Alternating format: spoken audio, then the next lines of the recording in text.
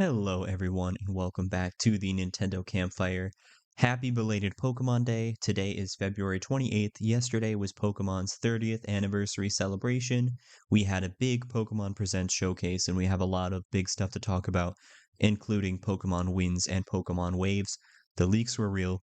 We'll touch on that and all of the implications surrounding it.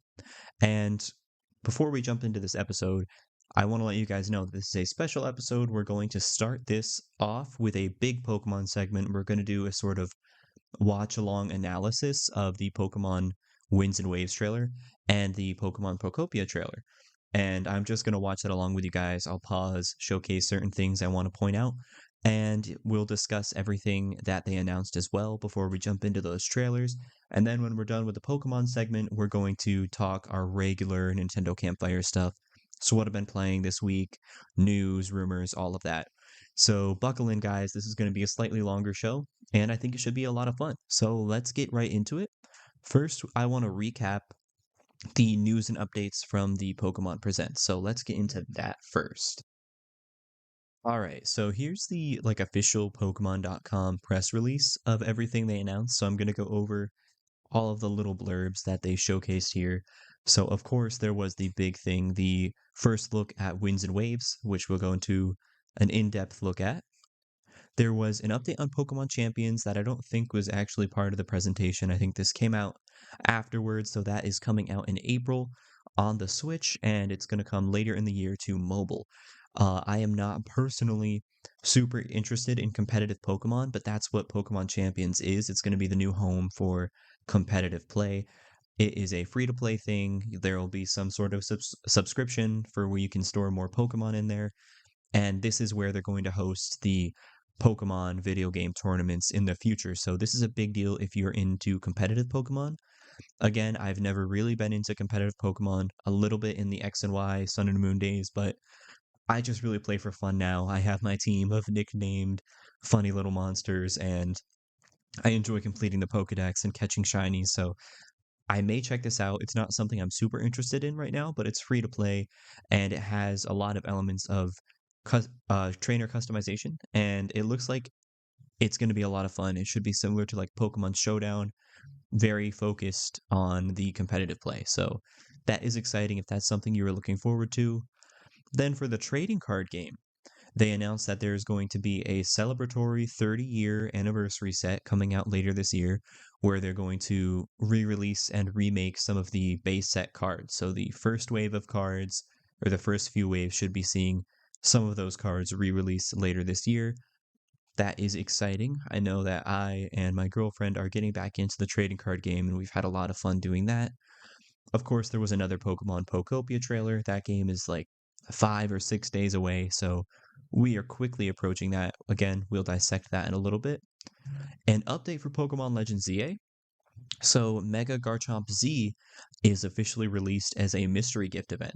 Now, we did know that this was coming because of the leaks. Pokemon suffered a big Terra leak in the fall of last year, so we knew that this was coming, and their data for it was in the code of the game, and it looks like you're going to be able to pick this up now with a mystery gift. This listing here says ZA Mega Dimension, so you may need to have the DLC to do that, but you should just be able to connect to the internet, download the necessary items, and you should be able to take on the quest.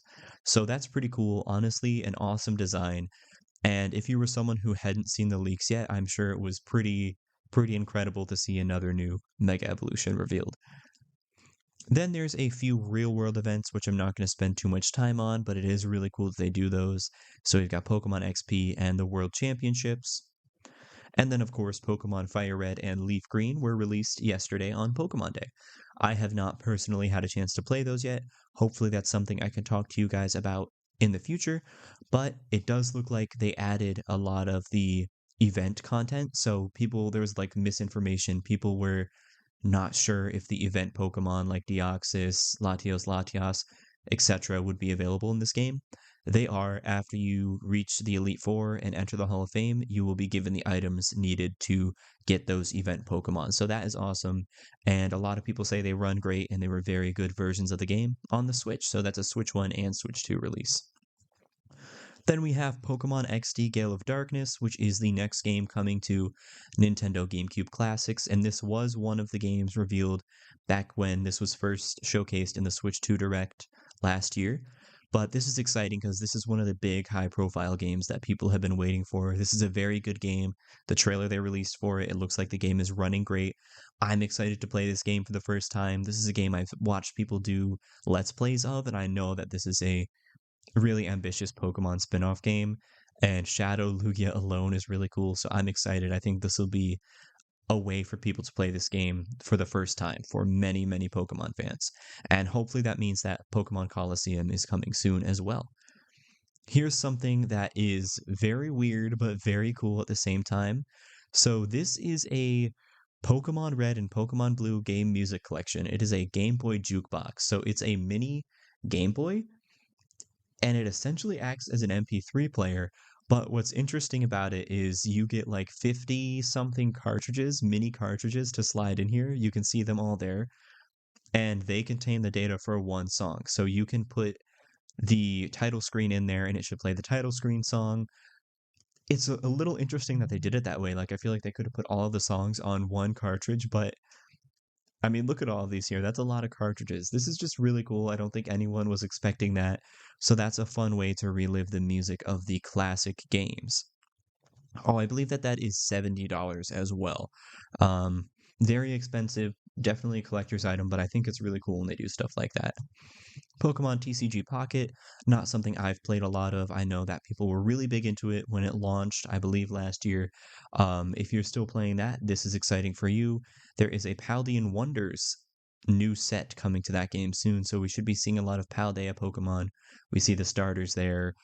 We see Golden Go, Arboliva, Squawkabilly. So if you're looking for more to collect in TCG Pocket, that is there for you. Pokemon Go is celebrating its 10th anniversary. Pokemon Unite, which I have played a lot of. This game came out back in 2020. I haven't played it in a while, but it is a really fun game. It's a Pokemon MOBA. They are adding the 3 legendary birds from Kanto, so Articuno, Zapdos, and Moltres. And Pokemon Masters EX, another long-running spin-off game, is adding the classic red from the original Pokemon games. Him and his Pikachu even have that classic Ken Sugimori watercolor art style look to them, so that is really cool. Haven't played this game in a long time, but it is a really fun spin-off, probably my favorite Pokemon spin-off game we've seen in a while. Pokemon Sleep is adding Mew. That is not something I've played, but I think it's really cool when Pokemon does lifestyle stuff like that. And then Pokemon Cafe Remix, which has gone on for a surprisingly long amount of time, also saw an update. The starter Pokemon have arrived to Pokemon Cafe Remix, so if you are playing that, that is very exciting for you. And that was everything from their little press release blurb. So let's jump into these two trailers. Let's do Pokemon Pokopia first.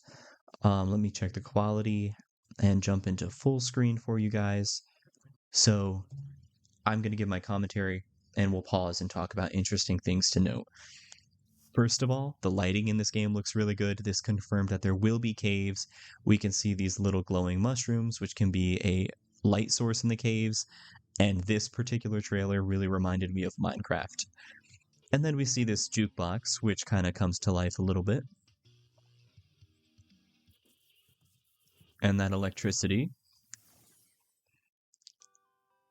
And we got the Pokemon Center theme. And of course, it's our little buddy Rotom, stereo form. So this is another one of the NPC named Pokemon characters. Think like Professor Tangrowth, so that is really cool. And he's called DJ Rotom. And it'd be interesting to see if this form comes to the main games. And then you can see the Ditto player character just gave DJ Rotom a CD, and this is the Academy track from the Pokemon Scarlet Violet DLC. I wouldn't be surprised if there were a ton of these CDs that we can collect somehow in Pokopia. And that is pretty cool. So I think it'll be like Animal Crossing where radios and, stereo devices can play music. So DJ Rotom will serve that purpose. The Pokemon around you will dance and jam out with you. And I wonder if DJ Rotom is the only way to play music. Like, say you have a house, would you have to have DJ Rotom in your house in the game in order to play music, or are there other items like radios that Rotom could possess and play music for you. But yeah, this is pretty cute. This area is really interesting because it seems to be a cave, and in the trailer it looks really dark. It looks like a natural cave that someone built a mine shaft into. So again, we've got that abandoned world vibe that Pokemon Pokopia is giving off, and that aesthetic is really cool. But there's definitely some evidence of, I don't know if the player put this here or if was naturally here already, but there's some broken down walls we can see, some shelving, books, and who knows again if the player put these down or if they were here already, but this may be some sort of underground facility that you can stumble across. And the Pokemon are jamming out. There's my boy Lotad and Lombre. And Ludicolo is missing, but Toxel as well. Some really cute Pokemon. This scene is also very interesting. Um, I will pause about here because this is our first look at a railway system, and later on we'll see some minecarts. So it would seem that we can use minecarts for travel, which is really cool. And a running theme with this trailer is that the scope of Pokopia has just grown exponentially. If you thought this game was going to be restrictive with building or placing items like Animal Crossing can sometimes be, I think that this trailer further proves that that's not going to be the case. This game is going to be very freeing. This is about you, your friends, and your Pokemon building and doing whatever you want. And I think that this game just really continues to impress. But there is this little stone archway here, what looks just like cobblestone from Minecraft. So if this is a natural formation, we may be able to stumble upon mine shafts or something in the world of Pokopia. And if the player built it, that just goes to show that, again, we can build little transportation systems using minecarts. I'm going to give DJ Rotom a CD. And this section is the area we've seen the most of, like in the Nintendo Treehouse. So this is a little recap section. Got farming going on, cute little animation. Ditto's eating a carrot, and he's starving there. And we did learn in the Nintendo Treehouse that using Ditto's moves will use up PP power points, and making food and eating it will restore those power points. And here is another one of those named NPC characters, which have a lot of personality.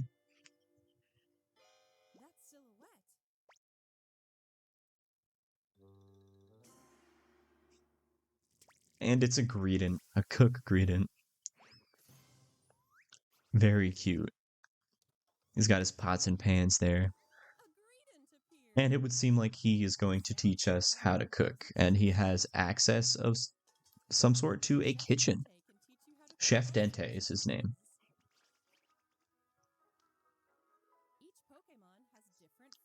And like they just said, each Pokemon is going to have foods that they like that you can make for them, maybe to raise friendship or get gifts from them.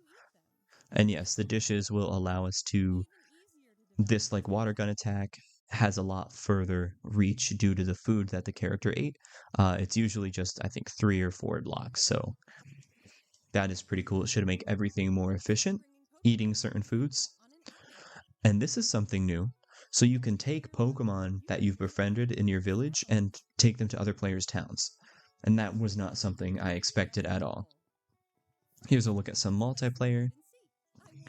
This section is really interesting. We definitely got to talk about this. So I don't know if this is a dedicated game mode you activate somehow, like maybe at the Pokemon Center terminal, but you and your friends can play a hide and seek mode.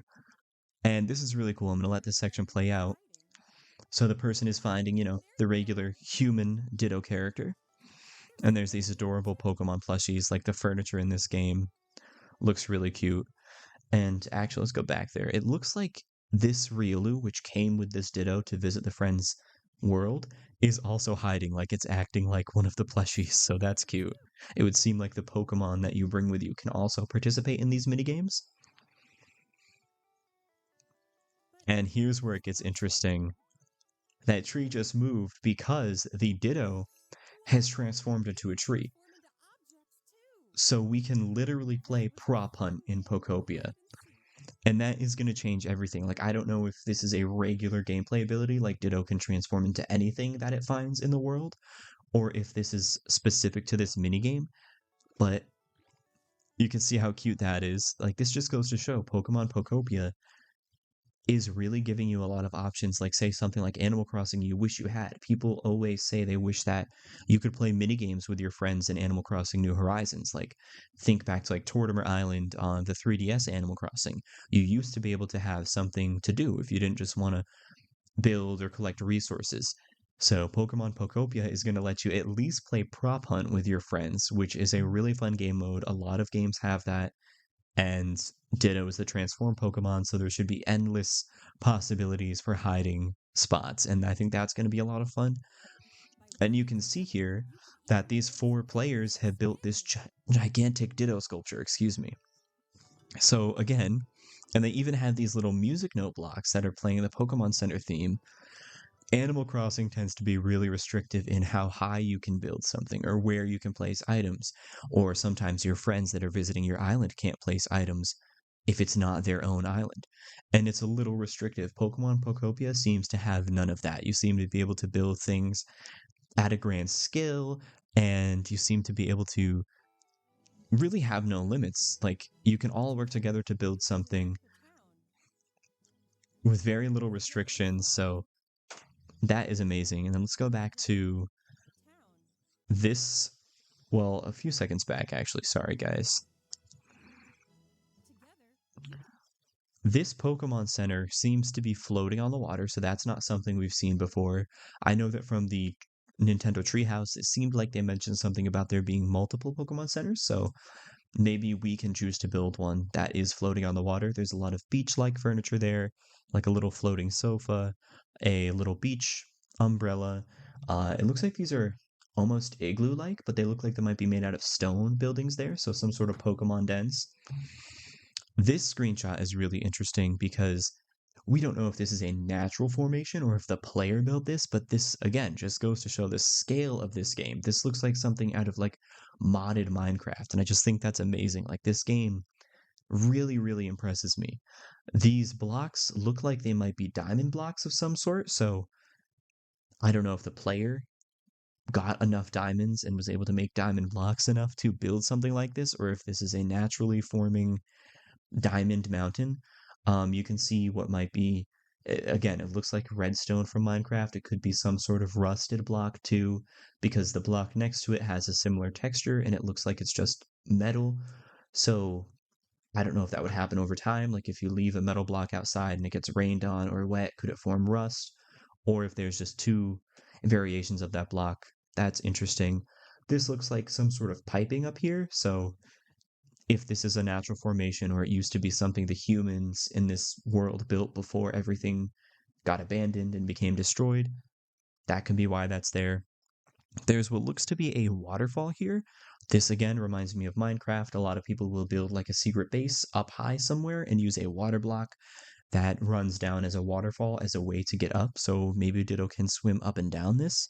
Or again, it's just natural and it's just there for looks. We don't really know. Up here, there is a construction-esque pattern, so we might see something similar to that later, but this is elevation. We know that there's going to be very steep cliffs now from this screenshot. This next one, the announcer says go on far-off adventures, so again, the world is going to be pretty big. This is a cave scene, the lighting's crazy in here, there's a bunch of lava, there's what looks like maybe coal or iron, so it seems like we'll be able to mine for ore. These blocks, these rainbow, these might be some sort of diamonds, or they might be another sort of mineral. We can certainly collect those. There's an orange mineral here, could be iron, could be copper. These diamond blocks, or naturally formed diamond crystals, I'm thinking, this is just a theory, but I think that if the player were to collect enough of those diamond crystals, you may be able to build these blocks that we see here. Or they're two totally separate things. We are not really sure. And again, there was some railway tracks, some minecart tracks. Our first legendary Pokemon is confirmed, Raikou. We don't know what role that will play. And we got to go back there. That is something we definitely have to touch on. This scene says a lot about the game. So this is a gondola. And like I said in that one screenshot where we could see the big diamond block waterfall cliff. I think this might be the top of it, and you can see it's so high up that we're surrounded by clouds. Because here we see those diamond-esque blocks again, and just like we could see in that previous shot, if this is the same formation, here's this construction-esque looking block as well. And it looks like that might be because this is a gondola. We knew from the treehouse footage that you can create ways of generating power.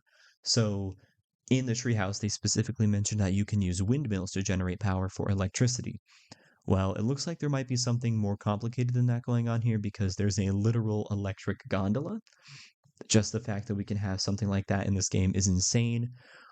We should also note that there's more of a waterfall here. It may be the same one that we saw in the other scene. Again, if this is the same mountain, there's this tower of what looks like scrap metal.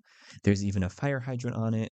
It looks like there's some sort of a light post, various bits of metal and barrels. This could be what is generating the power for this gondola, maybe. Maybe there's a solar panel up here. Over here, we see a roadway. We don't know if the player built this or if this was natural.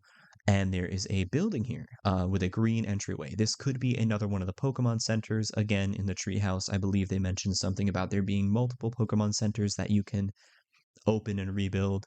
Or this could be a different type of building completely. But again, we got that sense of scale from that screenshot. This one here is a little more difficult to tell what's going on. There's definitely a beach watery theme here with these lifesavers.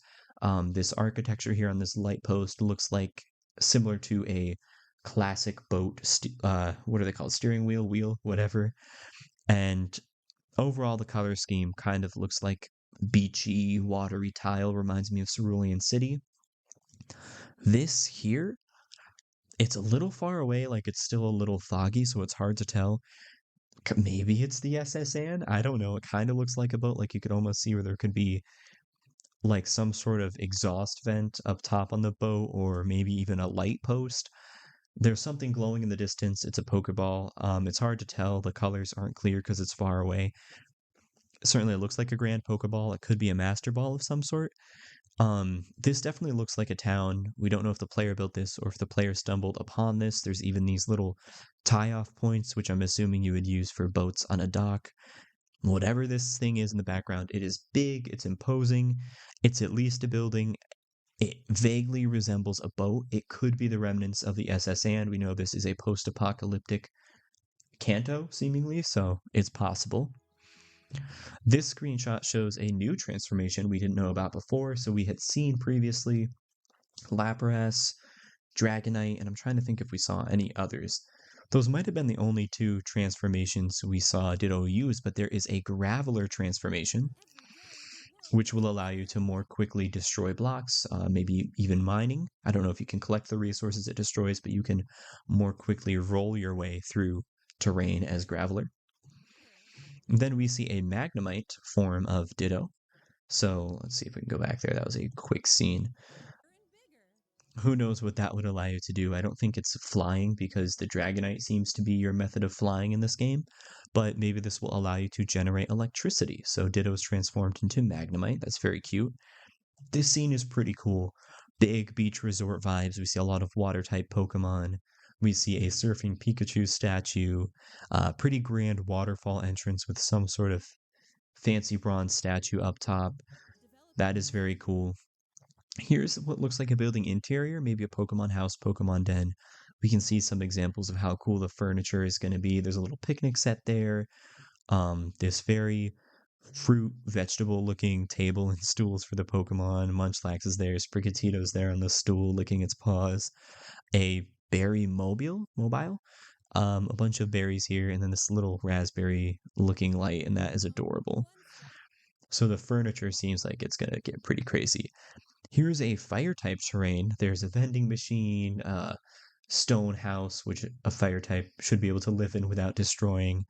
Some magma-esque blocks here. Charizard seems to be loving it. And what is probably a sauna, seeing as it's in a hot area.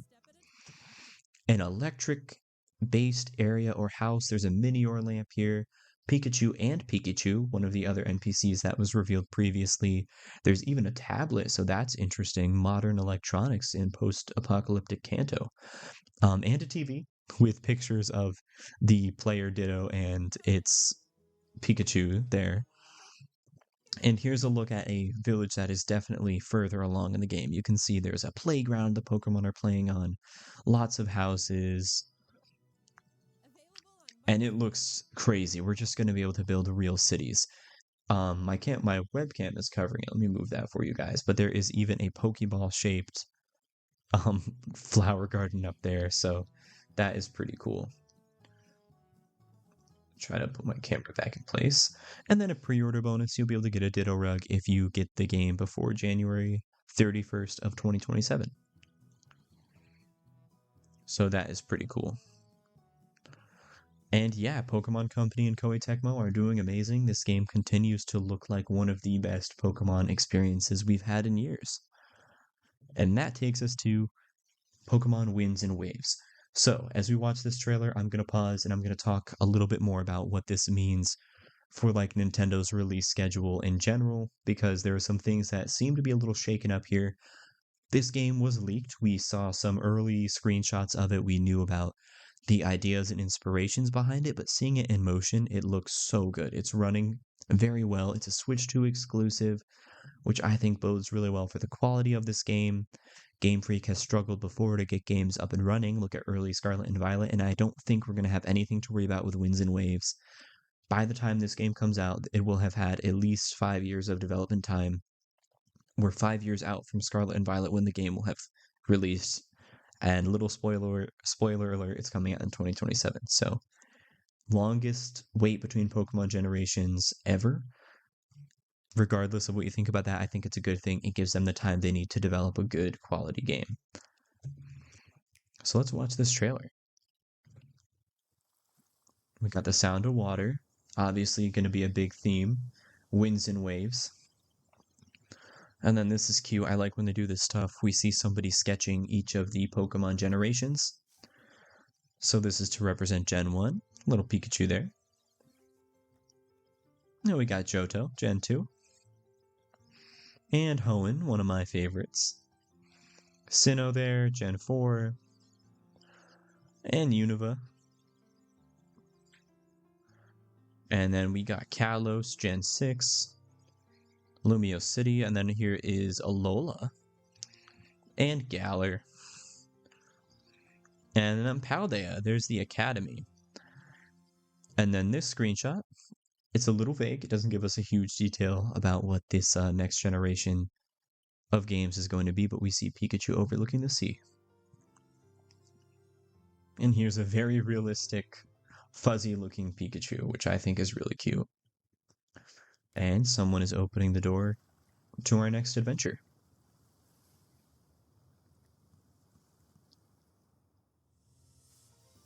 And here are two very interesting characters which will seem to play an important role in the story of Pokemon Winds and Pokemon Waves. So these are two Pikachu variants, and they have these adorable little outfits on. So this one is supposedly called Mr. Windychew, and this is Mrs. Wavychew. You can see their little gender differences there. These are really cute. I don't know if this means we'll be able to dress other Pokemon up, or if these are just going to be some sort of NPC characters, but they're adorable. They got very unique, very special appearances for Pikachu. They do a little tail high five there. And they're going to show us our first look at Generation 10, the long-awaited. The Game Freak logo there.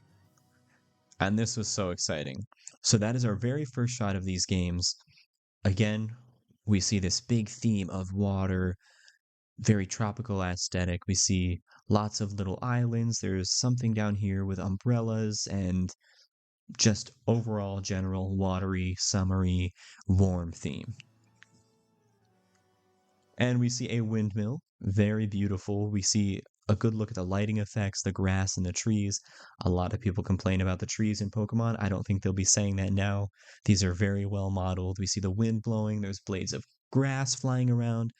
And Pokemon Scarlet and Violet had a notoriously choppy windmill effect. It ran at like 5 PS. It was like,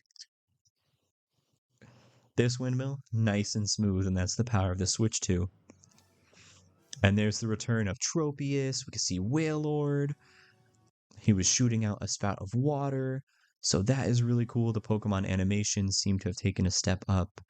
There's this shot of this big, huge in scope, spirally building with what looks like some sort of weather vane at the top. It looks very futuristic. It seems to have even a giant water slide and a bunch of almost octopus-like outlets at the bottom. And we can see some architecture in the background. There's a pathway leading up to this building, some sort of platform here. Maybe that's a battle arena. And there are some smaller houses scattered throughout, pathways and bridges over water. And the water is beautiful. The lighting changes for it. This is the best water has ever looked in Pokemon.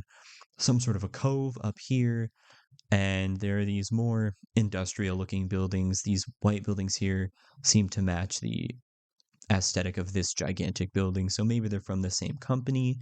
Back here is what could also be another, again, it's hard to see because my camera is in the way. This could also be another sort of battle arena up there. And let's keep going.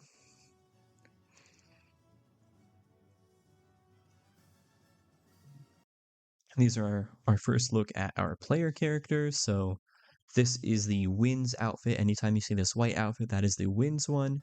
And anytime you see this blue outfit, that is the Waves one. And I really like these character designs. They look really cool. The models look beautiful. They've got these almost Nintendo Switch shaped what might be hoverboards on their bags, which is really cool. Some beautiful looking furniture in here. This building seems to have a direct entry to the outside. There's a laptop there and a little lamp. Maybe that's the player's house. The player is walking away from that big building we saw before. Again, multiple different types of trees, feeling very tropical. Pokemon flying around. Here is a look at what is the Pokemon Center and Pokemart, presumably. And these look really cool. This is definitely the most varied Pokemon Center, Pokemart we've ever seen. Definitely getting that beachy, warm, tropical vibe. And there's Tangela here and a little Oddish. This jungle seems very dense, and look at the movement on these waves. You really get the feeling of the winds and waves here.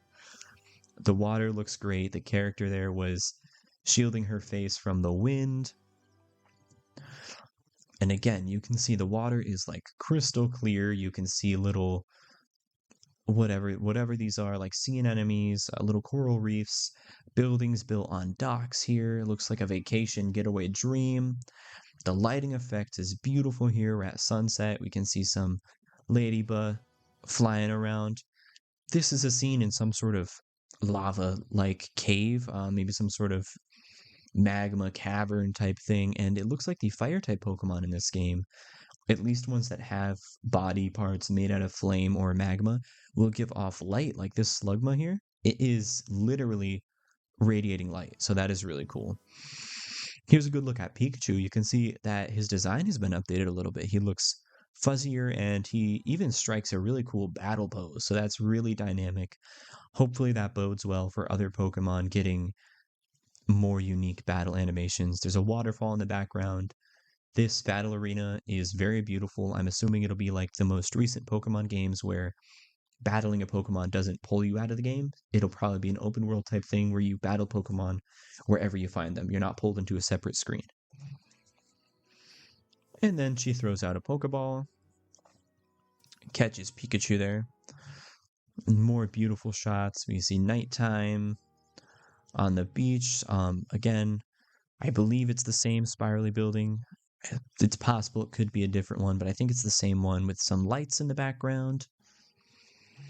Some sort of a maybe even swampy like area. We can see again another different type of tree, so it seems like the environments have seen a real big upgrade from Scarlet and Violet.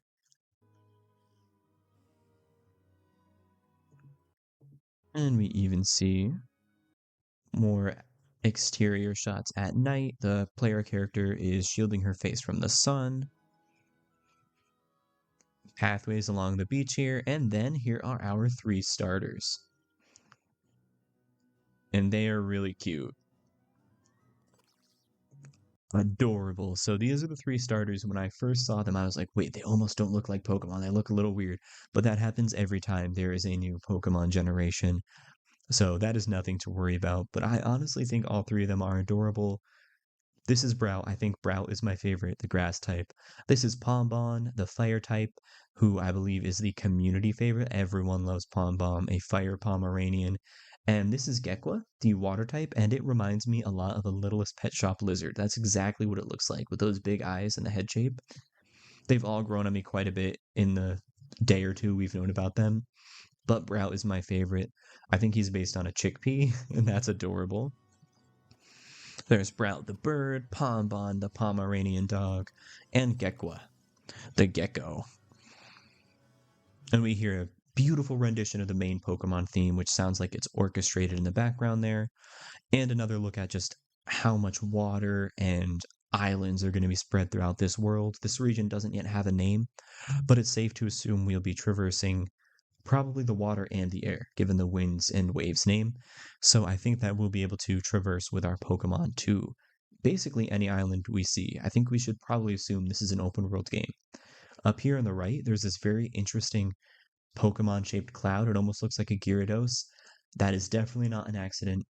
My girlfriend and I were talking. We think that could possibly have something to do with one of the legendary Pokemon, maybe, but it's definitely got to have some sort of significance.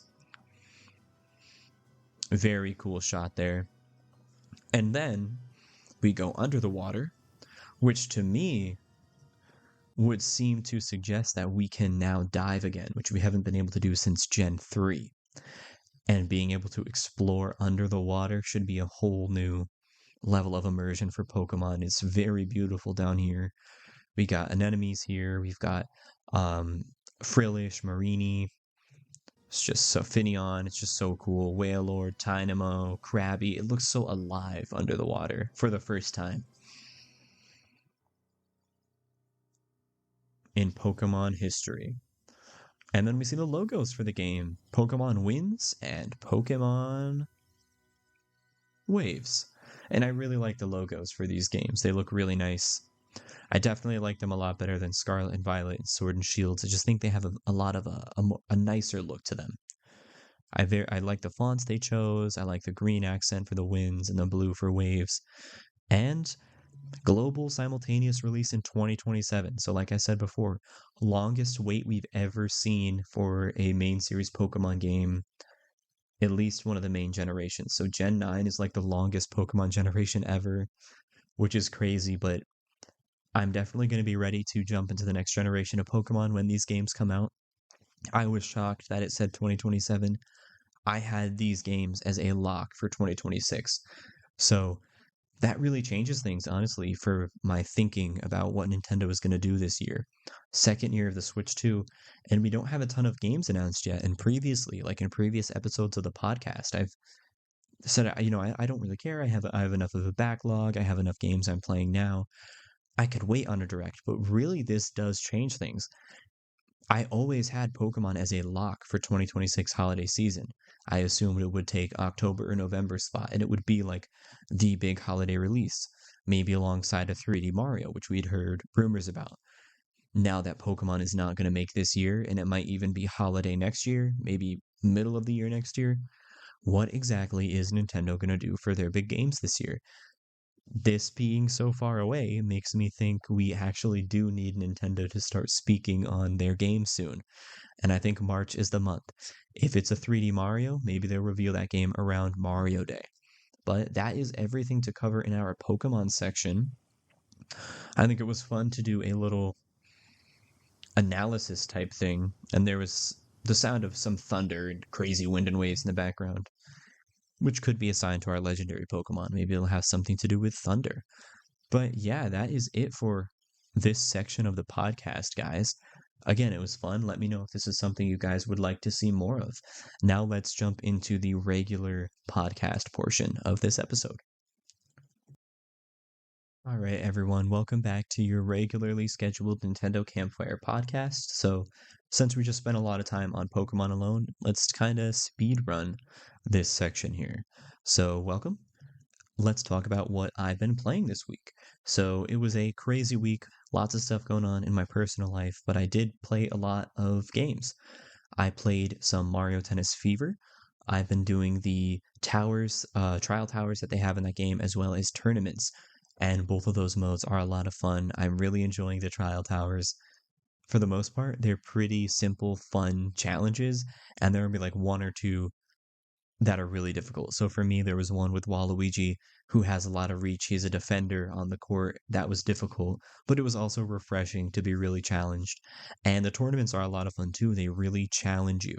They really force you to learn how to use all the different shot types and to use your character's strengths against your opponents. So they are difficult, but I'm having a ton of fun. Other than that, I've made a lot of progress in Metroid Prime 4, and I'm happy to say I'm still really enjoying it. I don't have a lot of complaints at all. I have gone to the flare pool. I started my tasks there. Something happens with the story that causes you to have to leave and come back. I don't know if that's supposed to be the last area or not, but I couldn't make any progress in Flare Pool. So I instead went to the Ice Belt and I met another NPC character who is voice acted. And again, I really like these voice acted characters so far. This character is a sniper. He's very cool. He kind of teams up with Samus a little bit, but he never gets in the way. Samus is still very much doing her own thing, so you still get that feeling of isolation. It was like a creepy research facility. There was lots of devlogs from a fallen Lemorne that was studying the Grievers there. I won't spoil it here, but there's some deep lore with the Grievers, which are like the main enemies in that game. So I'm really enjoying it. It was kind of emotional reading the research logs of the Lemorne scientist that was doing research in the ice belt. Atmosphere there was really cool. I don't know if it quite hits the Metroid Prime 1 Phendrana Drifts level of snowy area, but it was really good. So yeah, and I've also spent a lot more time in the desert, having to make my way back from the flare pool to the ice belt, and I'm really enjoying the desert. It's nothing too outlandish. I mean, I kind of wish I could just teleport back and forth to these different areas, but you don't spend that much time in the desert, like 5 minutes max. It's usually probably only two or three if you just go to point A to point B. Other than that, I also booted up Ring Fit Adventure for a little bit because I wanted to show my girlfriend that game. I played a lot of this game back in like 2021, and it is legitimately a fun game with interesting characters and designs, and it is quite the workout. It's not going to be a replacement for the gym, but it's something to do alongside like your regular workout, and it keeps you energized. It helps you build up, some stamina, and it's really cool that they did this on the Switch 1. The Switch 2 Joy-Cons don't have the IR camera, so it can't check your pulse unless you use Switch 1 Joy-Con, so that's a little annoying. I wish there was a way they could bring this game to the Switch 2. Pretty sure Ring Fit sold very well, so that's probably something Nintendo is looking at themselves, but that was really fun. Um, Other than that, I also played Fantasy Life, which is a game that I've been playing for a little while. I got it shortly after the Switch 2 came out. Very fun game. I've talked about it before. Excellent third party game developed by Level 5. Super fun. Kind of gives a little bit of Animal Crossing vibes, but again, like Pokopia is a lot more freeing, less restrictive. There's different classes which are called lives. Just continuing my way through that slowly but surely. It's something I want to keep playing throughout the year here and there. It's a very fun time. It had been a long time since I played it, so I felt a little out of it. I felt a little under leveled continuing in the story mode, but this game is fun online. There's an open world. There really is something for everyone in that game. So just wanted to throw that a shout. The news this week, we had the Nintendo Treehouse that I mentioned, which showcased not only Pokemon Pokopia, but also Super Mario Bros. Wonder Nintendo Switch 2 Edition Plus Meetup in Bella Bell Park. That title is insanely long, but that's the same for every Nintendo Switch 2 edition. They didn't show any of the new single player content that we know is coming, and that would seem to have something to do with the Koopalings that was shown in the trailer they released for that a while ago. But in the treehouse, they did show off the Toad Brigade challenges. They showed off some of the multiplayer modes, which look really fun. There was a lot of different versus minigames as well as co-op. So we saw the four members of the treehouse play a prop hunt esque mode where the characters were disguised as talking flowers hiding amongst them. That looks really fun. There was a bubble blower battle mode where the characters were picking up these bubble blowers and trying to use the bubbles to knock the other players into lava and to kill them. So that looked like chaotic fun. There was Donut Block Maker, which reminds me of New Super Mario Bros. U on the Wii U, when somebody playing on the gamepad could tap the gamepad and blocks would appear that you could use to platform off of. So there was something like that. And they showcased Luma and Rosalina. Having Rosalina playable looks really cool. And Luma, you can use mouse controls for. Looks like it'll be a good option for people that don't want to have to like actively participate in the platforming. They just want to be able to fly around as Luma and defeat enemies. So if you have a younger sibling or someone who wants to play but isn't good at platforming, then that is a good option to have. Again, there was Treehouse for Pokopia, but we already talked about that, so I don't want to spend much time on that. It looks great. They showcased the multiplayer as well. Um, Two other bits of news this week. It was a slower news week. Resident Evil Requiem is out now. People are saying it looks great. It runs well. They're very happy that this is available on the Switch 2. It runs at 60 FPS on the Switch 2, and visually it looks very close to PS5. So this is another amazing port. Props to Capcom. They've done an amazing job. The game looks great. Fallout 4 is also out now on the Switch 2. This one definitely has more mixed reviews, but there are some people who are complaining about some of the visual fidelity, but I know there's a 40 FPS mode and a 60 FPS mode. Options are a good thing. The developers have said that there are updates on the way to make use of some of the Switch 2's technology, like DLSS. Some people are complaining about how it looks visually, others are very impressed. I think that if this were to have launched at like a lower price point, I think it's full priced right now. If it were to be maybe 30 or 40 bucks, people wouldn't have much to say because it's an older game, but I'm sure that it will go on sale. So, quick rumors or leaks section. There wasn't much this week, but we have a few things to talk about. It would seem that Monster Hunter Wilds is Switch 2 bound. In the files of Monster Hunter Wilds, there are literal pictures that they'll be using to explain how to do local and online multiplayer on Switch 2. So there are pictures of hunters holding Switch 2s. So this is all but a given. It's been rumored. We're just waiting for them to confirm it. I think they even tried to patch out some of the pictures, but they left some data in the game. So at some point soon, we can expect to see Monster Hunter Wilds come to Switch 2, which is really exciting because I love Monster Hunter games. I spent a lot of time with Rise, and I would love to see Monster Hunter Rise get a Switch 2 edition. That'd be fantastic. But if all we get is Monster Hunter Wilds, I'll be really happy because that game looks great as well. Um, Something that's kind of in the rumors or leaks section. If Pokemon isn't hitting in 2026, what does Nintendo have planned and when do we find out more? I think a lot of people feel like I do. We're kind of waiting on a Nintendo Direct. I think we didn't need one before because Pokemon was a shoo-in for this year.